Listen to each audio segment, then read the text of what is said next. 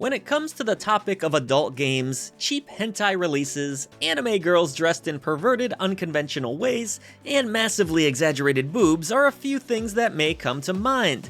However, a game that is being targeted towards adults can take many different forms, and you might be surprised as to what those forms could be. So here is a list of 10 indie games for adults only, written by our very own Ophidian Mind. But you know what's really perverted? The ways in which the echo chambers can treat indie games. Fight back this year at patreon.com/idreamofindiegames. You'll gain Discord access, early ad-free shows, and exclusive podcast shoutouts at the end of every video we produce, and even free games depending on the tier. Your new indie gaming community is waiting. Let's get into it. At number 10, we'll start off with a game that caused a huge amount of controversy when it was released. Developed by Suzaku and published by Top Hat Studios, Sense, a cyberpunk ghost story, is a survival horror game similar to the original Clock Tower. Set in Neo-Hong Kong in the year 2083, players will control Mei, a woman with cybernetic eyes who's able to see ghosts as glitches in reality. After using the restroom while waiting for her date to show up at a bar, Mei finds that the door within leads her to the haunted Chongsing Apartments, where she must purify ghosts by performing rituals, sending them to the afterlife once and for all. She must now figure out the mystery behind the building in order to be able to escape it. Players will need to solve puzzles and find items in order to gain access to more and more of the building and perform purifying rituals. Each ghost has a tragic backstory that will be revealed as you learn of the events that caused the ghost to stay and haunt the world of the living. When the game was released, there was a great deal of controversy, which was stirred up by people who disapproved of Mei's voluptuous character design and skimpy clothing. Some went as far as to make accusations of the game being pornographic, completely denouncing it, and they were pleading for it to not be released in any capacity. This escalated further when Sense was announced to have a port coming to the Nintendo Switch, which people ignorantly claimed was a family-friendly console. For those who don't know, Nintendo has been very lax with their censorship in recent years, and the Switch has become a haven for lewd games.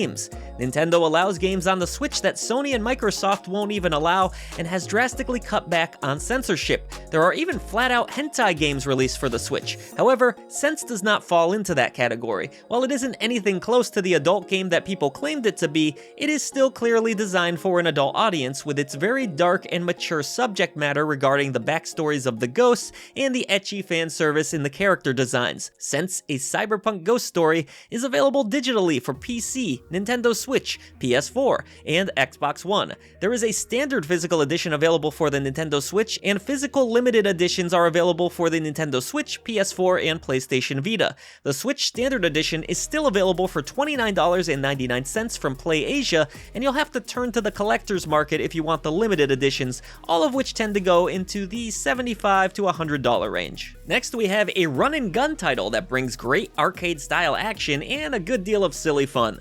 Developed and published by Monster Bath Games, Deathwish Enforcers is a blast from the past in multiple ways. Taking thematic influence from B-movies of the 60s and 70s alongside gameplay influenced by arcade games of the 90s, you will have a choice of 4 characters to control who are part of an elite police force seeking to take down a crime syndicate that has placed its grip on San Francisco. Each playable character has a unique type of gun and shooting style, so you can choose the one that fits how you want to play and create a team with a strategic mix of guns when playing in co-op, which is up to 4 players locally. There are 7 levels as you make your way to take on Big Boss X, the leader of the syndicate. On your journey, you will encounter thugs, biker gangs, mutants, zombies, and monsters that you must pump full of lead to succeed in your mission. Environments range from city streets to cemeteries and even, let's say, adult studios, as you blaze through enemies and rescue women who are either scantily clad or completely nude with pixelated breasts that will joyfully bounce. The gameplay bears a resemblance to the arcade classic Sunset Riders, where there are not only enemies in front of or behind you on a 2D plane, but also in the background where you can still shoot them. The game also goes all in on the retro vibes with the use of digitized voices, which successfully recreate the sounds of an arcade game from the 90s. With a frequent mix of bloodshed and boobs on display, Deathwish Enforcers is without question a game for an adult audience. It is available digitally on the Nintendo Switch and PS4, and a special edition will soon become available on Steam. The only physical release was done by limited run for the Nintendo Switch, PS4, and PS5, so you'll have to go to the collector's market if you want a physical copy. The PS4 version can be obtained for around $30 to $50, and the Switch version goes around $55 to $75. I can't even find what the PS5 version's going for, so good luck with that. Moving on to number 8, we have a game where you play as a squire to a knight who's determined to lose his virginity before he goes off to serve in a war. Like most, it's a war in which he has a very high chance of dying. Developed and published by Yang Yang Mobile, Love Esquire is a satire of dating sims and RPGs that obviously doesn't take itself too seriously. Players will encounter 5 waifus as romantic prospects and will spend a great deal of time building up relationships and increasing stats both to make your character more attractive and more likely to survive. Building your character is every bit as important as creating relationships, and there are multiple endings depending on your waifu of choice. There is even a completely absurd ending that I won't spoil here if you successfully build romantic relationships with all of the options. The game also features both a daytime and nighttime section, with certain activities only available during those time frames. How you choose to spend your time is mostly up to you, though there will be obligations that come up, such as a character presenting you with a specific task to do. Where characters are located will differ depending on if it's day or night, so you will need to plan a balance of training and creating social bonds so that you can have the stats, skills, resources, and connections that you need to succeed.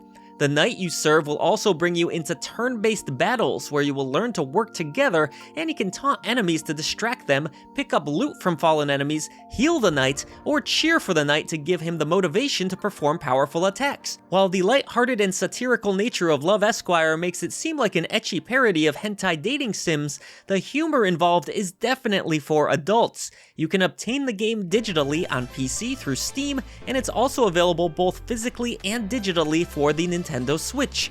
The physical Switch version can still be obtained for $29.99 from PlayAsia. There is also a fan mod endorsed by the developers for the PC version that does actually add hentai scenes to the PC version, so keep that in mind if that's what you're looking for. Number 7, now we have a voyeurism simulator co-developed by Ficturama Studios and Badland Games, with publishing being handled by Alawar.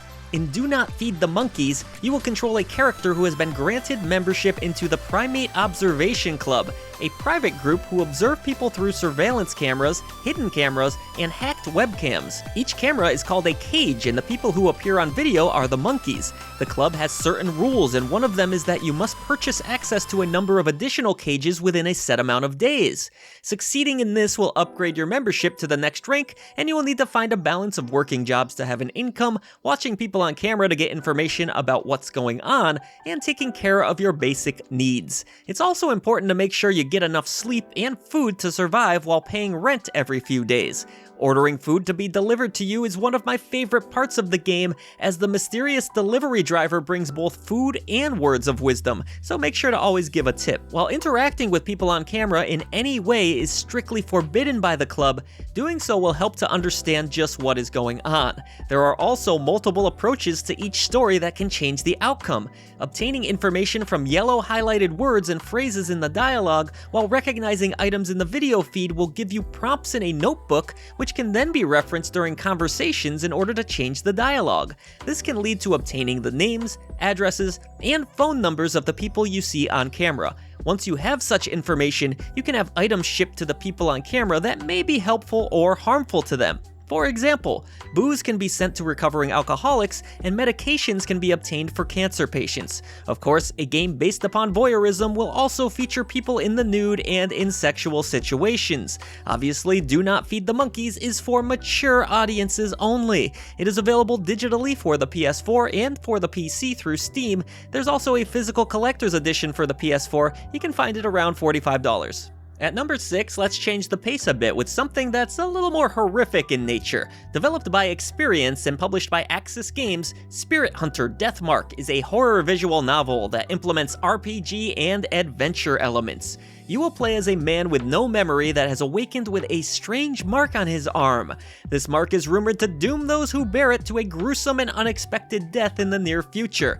Hearing of a mansion rumored to be a sanctuary that can protect those with the mark, he sets off to find this location and eventually encounters a living doll who offers to help him. It turns out that the only way to get rid of the mark is to banish the spirit who placed it upon them. At this point, the game will focus on researching rumors of spirits haunting areas of the city, investigating the hauntings, and getting information on who these spirits were during their mortal lives before ultimately banishing them. There are multiple ways to banish the spirits, but only one of these doesn't come with a high cost. Gathering information and searching the haunted grounds for items will provide you with resources and strategies that will help you in dealing with the spirits. You'll learn more about a spirit's background, personality, and motivation, which provides helpful clues for how they should be confronted. The characters who assist you on investigations are also at the risk of dying, so being careful in your decisions and banishing methods will help you to keep them alive. There are numerous graphic depictions of characters dying in violent and gory ways, as well as scenes of full-on decaying bodies. The backstories of how people died and became violent spirits after death are full of extreme human cruelty, so a lot of folks might want a trigger warning for this one. There is some nudity and sexual themes as well, which makes this one for an adult audience only. It is available both digitally and physically on the Nintendo Switch, the PS4, and PlayStation Vita. It's also digitally available on Steam. Physical Switch copies run about $50 to $55 here in North America. The Vita physical is usually around $40, and the PS4 physical is the best price at around $25. A sequel to Deathmark is also coming out in February of this year, and that's one of my most anticipated releases. On a lighter note, at number 5, here is a lewd dungeon crawler for fans of Monster Girls that is the second entry in the series, called Genkai Toki, or Unlikely Night in English. Developed by Compile Heart and Idea Factory, and published by Idea Factory, Moero Chronicle puts players in control of Lo, a man who lacks confidence in his interactions with women, as he finds himself forced into a situation in which he must recruit monster girls in an effort to save the world. Aided by Lilia, a monster girl who's his best friend, Lo sets out into the region of Monstopia, an area where monster girls seem to have gone berserk, going on rampages and leaving a trail of destruction behind them. Lo has the ability to tame these wild monster girls by defeating them in battle and then targeting weak points on their bodies once they're down. While the game has some heavy sexual undertones, it isn't an outright lewd game like you might expect, since most elements consist of options like pulling ears or poking sides. Each monster girl you recruit will have unique abilities that will come in handy during battle, and they can also increase their powers and abilities by Lo strengthening his bond with them. You can give them gifts, and increasing the bond will unlock additional class options for each monster girl. The gameplay is more competent than you would expect in a game like this. The combat system is rather well done, and each monster girl will have elemental strengths and weaknesses, so experimenting with different party builds that work best against the current enemies you face will be to your benefit. The story is lighthearted and self-aware. It comes across as a satire of eroge stereotypes at times. While it is much more ecchi than hentai, it still falls into the category of being for adults only. It is available digitally on the PC through Steam and Good Old Games, and both digitally and physically on the Nintendo Switch, though the physical version is only available in Chinese. It was originally released on the PlayStation Vita in Japan and Asia as well, but it's no longer available digitally, and you will have to turn to the collector's market for a physical copy. The Asian Vita release does contain English, but the Japanese version does not. At number 4, returning to the more horror-oriented side of things, here we have an RPG set in the universe of the Cthulhu mythos. Developed by Cultic Games and published by Fulcrum Publishing, Stygian, Reign of the Old Ones adapts Lovecraftian cosmic horror into a CRPG style with a rather bleak premise. The world you once knew is already doomed. Your goal is to instead find a way to survive and make a place for yourself in the new nightmarish lands. You will begin by creating a character in the typical Western RPG fashion, with choosing things like gender, class, and starting stats, but you will also choose a belief system here that shapes your character's worldview and will impact the dialogue options available to you. The setting is in the city of Arkham, where the influence of the Elder Gods has caused the environment to become distorted and many of its inhabitants to be driven to madness. It is a post-apocalyptic setting where power has been taken over by two different factions, the Mob and the Cult of the Elder Gods. Both of those factions hold onto their power ruthlessly, and the people fear those in power just as much as they fear the feral humans and monstrous beings in the uncontrolled areas. In addition to keeping yourself alive, you will also need to maintain your sanity, as the horrors you encounter will tear away at it. Restoring sanity points can be done with the use of drugs or seeking the services of sex workers, but you must make sure to be able to afford them because most of the currency is in the hands of those that won't easily part with it. With horrific events, brutal acts of violence, nudity, sexual themes, and gore, Stygian, Reign of the Old Ones is for adults only. It's available on PC through Steam and Good Old Games. At number 3, we have an ecchi RPG that is a loosely connected continuation to a series previously mentioned on this list.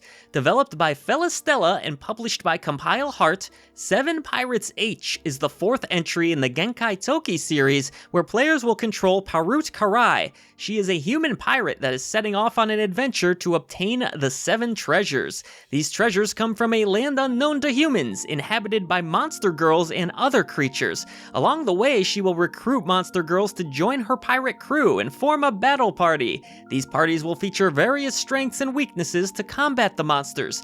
The game is listed as a quote booby training RPG on its official website, and that refers to the system where breasts are changed in size, height, perkiness, cleavage, softness, and firmness. Making changes in booby training will grant bonuses to a character's stats, which will allow you to customize your battle party further. Eggs that you find from enemy drops can also be broken during booby training and may or may not contain a useful item. The battle system involves Muramura points that you will gain from both attacks and while receiving damage, and special skills are available once enough of these points have been accumulated. If you allow enough points to accumulate, your characters will enter a booby boosted state. Getting to this level of excitement will provide a stat boost, and getting to the level of arousal will provide even higher stat boosts, as well as creating various other benefits that will assist you in battle for a certain number of turns. The title may be a bit of a tease for those seeking flat-out hentai, but Seven Pirates H turns the ecchi up to 11, and it's for adults only. It is available both digitally and physically for the Nintendo Switch. Physical copies of the Switch version are still available for $39.99 from PlayAsia. It was originally released only in Japan and Asia on the PlayStation Vita without English, but it is no longer available digitally. You will have to turn to the collector's market to get a physical copy. Number 2, now we dive deep into the morbid with a horror game that features a grim premise that delights in trolling those who play it. Developed by Darkstone Digital and published by Dread XP, the Mortuary Assistant has you playing the very role that the title states. Players will become an apprentice mortician who will work the late shift at Riverfield's Mortuary. You will be presented with bodies that must be embalmed, so part of the gameplay feels more like an embalming simulator. You will take notes of any marks and blemishes on a corpse. You'll drain the body of blood with a trocar and replace it with embalming fluid. You'll also sew lips and eyelids shut, and generally be performing tasks that most people find to be gruesome. However, that is only a small portion of the horror you'll experience here. Riverfield's Mortuary is rumored to be haunted, but the reality of the situation is much worse than that. The true nature of the haunting phenomena isn't caused by ghosts, but by demons who are attempting to possess corpses in an attempt to use them as a vessel that grants them access to the world of humans. As you attempt to perform your duties as a mortician, the paranormal factor will escalate the further you go on with your work.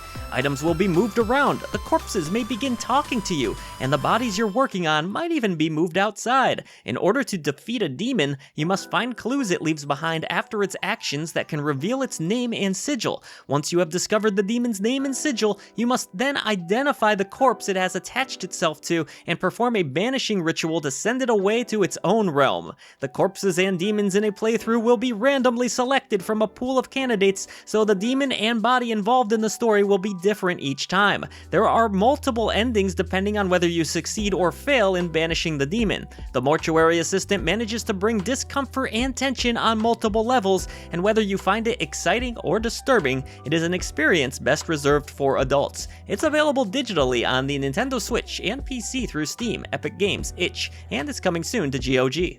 Hey, thanks so much for sticking with us all the way to number 1. Last but certainly not least, I've saved one of my personal favorite games that is a splendid mix of survival horror and RPG elements, and it takes things to the extreme to create an experience that will stick in your memory long after you've played it. Developed by Moero Chronicle and published by Happy Paintings, Fear and Hunger gives you the option between multiple protagonists as your main character for the story, and also allows you to recruit the characters you didn't choose as party members. This is if you meet them later and do something to make them like you. There are also potential party members outside of the protagonists that can be recruited, and who you choose as your allies can impact the ending you'll get during a playthrough. Being heavily inspired by the manga Berserk and the cosmic horror of H.P. Lovecraft, you shouldn't expect to find any happy endings here. You might have to play more Seven Pirates H for that. The combat is brutal and visceral with an emphasis on risk and reward. Different parts of the body can be targeted for attack. Enemies will use certain body parts to perform various attacks, so destroying those parts can help you to survive. While you are at a disadvantage because an enemy can attack you multiple times with various body parts, and your characters can each act only once, there are ways to become more powerful to minimize the damage you take. Battle brings about the risk of losing limbs, and there are consequences to such a loss both in and out of battle. Losing an arm will limit what you can equip, and losing a leg will cause you to move more slowly. If you're unfortunate enough to lose your eyes, then the entire game will become a black screen and you'll have to return to the game menu and try again. The tone of the game is grim, dark to the max, and there is a great deal of violence, gore, depictions of cruelty and depravity, nudity, sexual elements, and drug use, but none of it is an exploitative way to provide titillation. It is instead used to portray the raw harshness of the world in which the story takes place and what methods people use to survive and maintain something resembling sanity. This is about as niche as it is possible for a game to get, but for those who are able to find something compelling and enjoyable in the experience, it's a very unique treasure that will stand out in your memory and inspire both fond dreams and nightmares. The sequel, Fear and Hunger 2, Termina, is more accessible in some ways, yet still retains the feeling of the original, and both are indie horror RPG masterpieces that may not be appreciated by most, but they are deeply rewarding, satisfying, and memorable to those who are able to enjoy them. Fear and Hunger is available digitally for PC through Steam and itch. And that's gonna do it for this list, folks. Thanks so much for taking this tour of awesome adult indie games with us. We hope that you will like and subscribe if you enjoy content like this, and be sure to head on over to patreon.com/idreamofindiegames, where you can gain Discord access, early ad-free shows, shoutouts at the end of every video we produce, and so much more. Hell, even free games depending on the tier. Your community awaits you there. Also, head over to twitch.tv/idreamofindiegames, where OK Nia streams every Wednesday at 9 p.m. Eastern. She would love to have your company as she plays through some of the great indie games of the new year. Thank you so much as always, and I will see you on the channel for more indie gaming content.